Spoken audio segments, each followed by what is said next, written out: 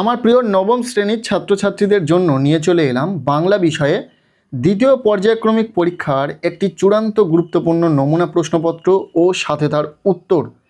এই নমুনা প্রশ্নপত্রে থাকা প্রতিটা প্রশ্ন পরীক্ষার জন্য ভীষণ গুরুত্বপূর্ণ, পরীক্ষাতে আসার মতো প্রশ্ন। কাজেই তোমরা যারা বাংলা পরীক্ষাতে দুর্দান্ত রেজাল্ট করতে চাইছো, অবশ্যই এই নমুনা প্রশ্নপত্রে থাকা ছোট বড় প্রতিটা প্রশ্ন খুব ভালো করে পড়ে রাখো। এখান থেকে বেশ কিছু প্রশ্ন তোমাদের পরীক্ষাতে হুবহু কমন আসতে চলেছে। আমরা সম্পূর্ণ প্রশ্নপত্রটিকে দেখে নেব।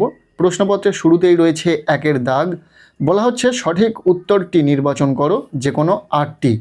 এখানে 8টি এমসিকিউ টাইপ প্রশ্নের উত্তর লিখতে হবে। প্রতিটি প্রশ্নের মান 1 নম্বর করে, টোটাল 8 নম্বর রয়েছে।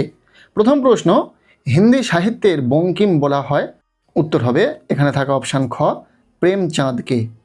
দ্বিতীয় প্রশ্ন, রাধারানী পথিককে নিজের বাড়ি বলেছিল, উত্তর হবে অপশান ক, শ্রীরামপুর। 1.3-এর প্রশ্ন, এ কন্যারে দেখেনি কো, এ কন্যাকে দেখেনি, উত্তর হবে এখানে থাকা অপশান খ, পৃথিবীর কোনো পথ।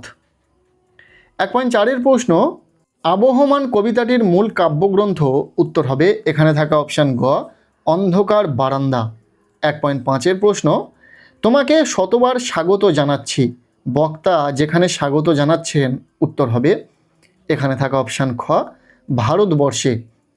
1.6-এর প্রশ্ন, খাঁটি লোকের কথার, উত্তর হবে নড়চড় হয় না। 1.7-এর প্রশ্ন, বিশেষ্বর আর এক নাম, উত্তর হবে এখানে থাকা অপশান খ, সংজ্ঞা। 1.8-এর প্রশ্ন, ভ্রমণ শব্দটি হলো, উত্তর হবে এখানে থাকা অপশান ঘ, ক্রিয়াবাচক বিশেষ্য।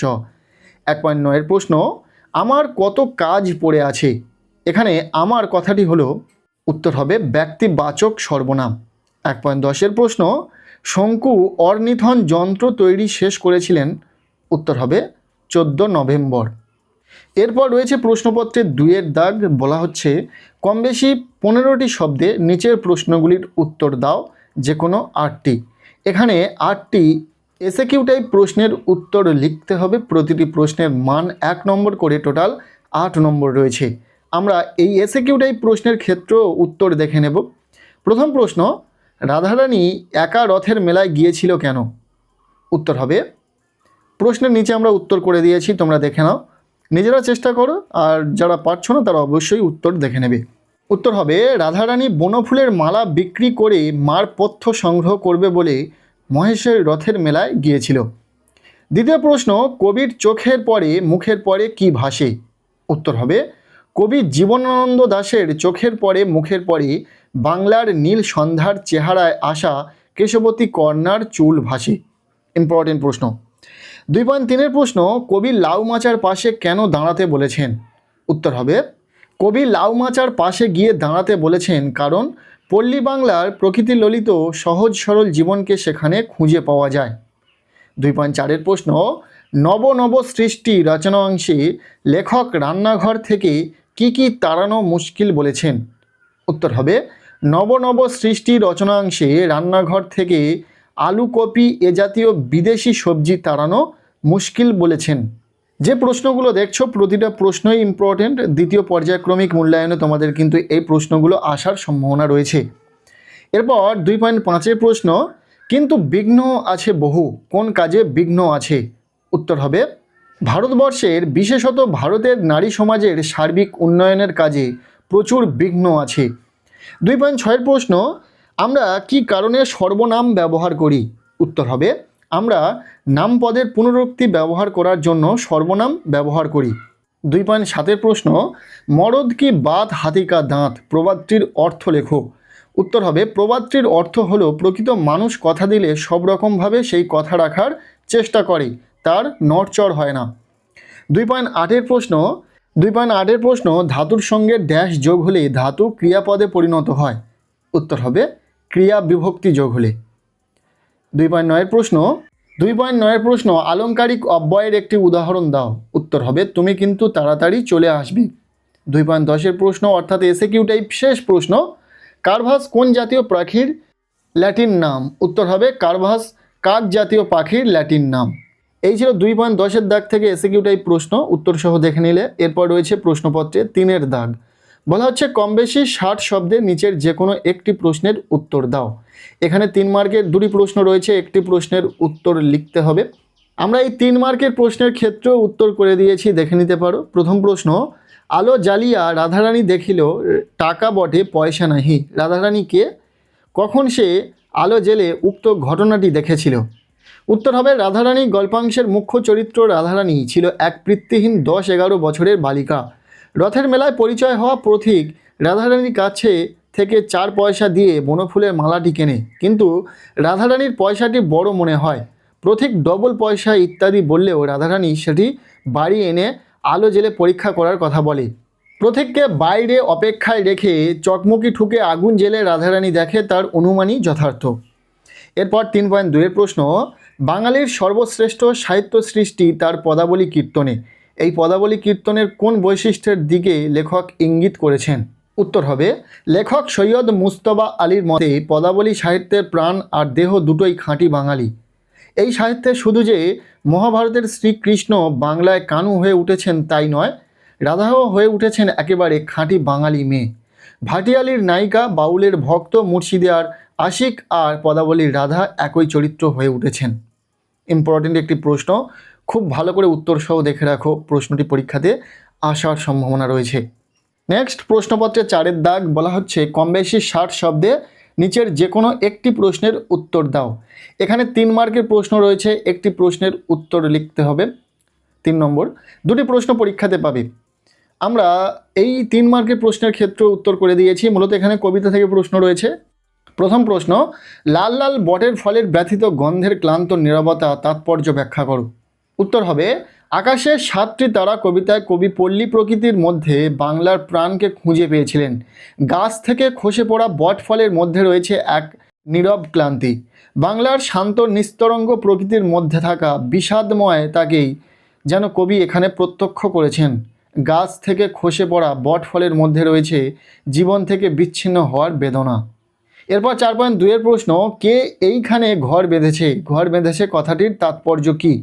উত্তর হবে আশ্রয়ের প্রয়োজনে মানুষ ঘরবাড়ি তৈরি করে, কিন্তু নীরেন্দ্রনাথ চক্রবর্তীর আবহমান কবিতায় উল্লেখিত ঘর বাঁধা কথাটি ব্যাপকতর অর্থে ব্যবহৃত হয়েছে।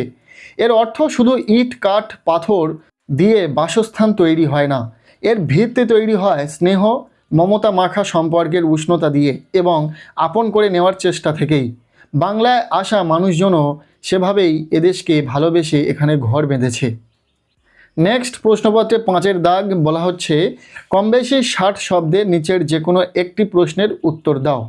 এখানে 3 মার্কের প্রশ্ন রয়েছে, একটি প্রশ্নের উত্তর লিখতে হবে। 2টি প্রশ্ন এখানে পাবে। প্রথম প্রশ্ন, কিন্তু বিঘ্ন আছে বহু, কোন কোন বিঘ্নের কথা বলা হয়েছে লেখো। উত্তর হবে স্বামী বিবেকানন্দ মিস নোবেলকে যেভাবে বিঘ্নের কথা বলেছেন তার মধ্যে প্রথমেই উল্লেখ এদেশের মানুষের দুঃখ, কুসংস্কার, দাসত্ব, মানুষের দরিদ্র একটা প্রধান বাধা, জাতিভেদ ও অস্পৃশ্যতা তাদের আলাদা করে রেখেছে। ভয় অথবা ঘৃণা যে কারণেই হোক তারা শ্বেতাঙ্গদের এড়িয়ে চলে। এদের সঙ্গে নোবেল মিলতে চাইলে শ্বেতাঙ্গরাও তাকে সন্দেহ করতে পারে। এছাড়া গ্রীষ্মপ্রধান জলবায়ু এবং শহরের বাইরে সুখ স্বাচ্ছন্দ্যের অভাবও বাধা হয়ে উঠতে পারে। ইম্পর্টেন্ট প্রশ্ন। এরপর 5.2-এর প্রশ্ন, তাতে আমার ও তাদের উভয়েরই সুবিধা হবে। কোন প্রসঙ্গে লেখক কথা বলেছেন উল্লেখ করো। উত্তর হবে চিঠি রচনায় যেসব ইউরোপীয় এদেশে সমাজসেবার কাজ করতে এসেছেন, বিবেকানন্দ তাদের মধ্যে সেভিয়ার দম্পতির বিশেষ প্রশংসা করেছেন। তার মতে এরাই একমাত্র ইংরেজ যারা এদেশীয়দের ঘৃণা করেননি কিংবা এদের ওপর প্রভুত্ব দেখাতে চাননি, তবে এদের কোনো নির্দিষ্ট কার্যপ্রণালী নেই। তাই মিস নোবেল এদেশে এলে এবং তারা একত্রিত হলে দুই তরফেই কাজের সুবিধা হবে।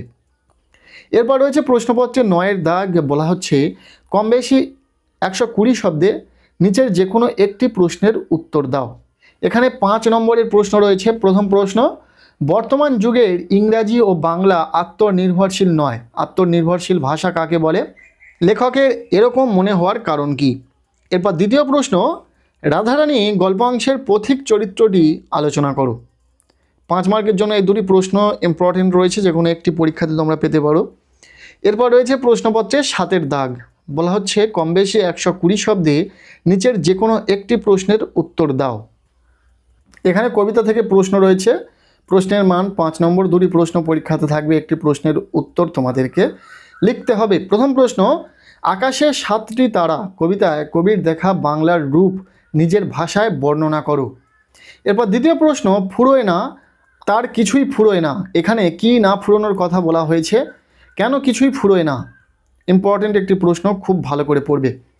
এরপর রয়েছে প্রশ্নপত্রে 8-এর দাগ, বলা হচ্ছে কম বেশি 150 শব্দে নিচের যে কোনো একটি প্রশ্নের উত্তর দাও। এখানে প্রফেসর শঙ্কুর ডায়েরি থেকে দুটি প্রশ্ন রয়েছে, যে কোনো একটি প্রশ্নের উত্তর লিখতে হবে, প্রশ্নের মান 5। প্রথম প্রশ্ন, আমার অর্নিথন যন্ত্র আজ তৈরি শেষ হলো, যন্ত্রটির পরিচয় দাও, এই যন্ত্রটির ব্যবহার কিভাবে শুরু হলো। এবার দ্বিতীয় প্রশ্ন, কারভাসকে এখন সদর্পে বৈজ্ঞানিক মহলে উপস্থিত করা চলে, কিভাবে প্রফেসর শঙ্কু বুঝলেন যে কারভাস বৈজ্ঞানিক মহলে উপস্থিত হওয়ার উপযুক্ত হয়ে উঠেছে। সো এই ছিল নবম শ্রেণীর অর্থাৎ ক্লাস 9-এর সেকেন্ড ইউনিট টেস্টের একটি গুরুত্বপূর্ণ প্রশ্নপত্র বাংলা বিষয়ে। এই প্রশ্নপত্রে থাকা প্রতিটা প্রশ্ন খুব ভালো করে তোমরা পড়ে রাখো, এখান থেকে বেশ কিছু প্রশ্ন তোমাদের পরীক্ষাতে হুবহু কমন আসতে চলেছে।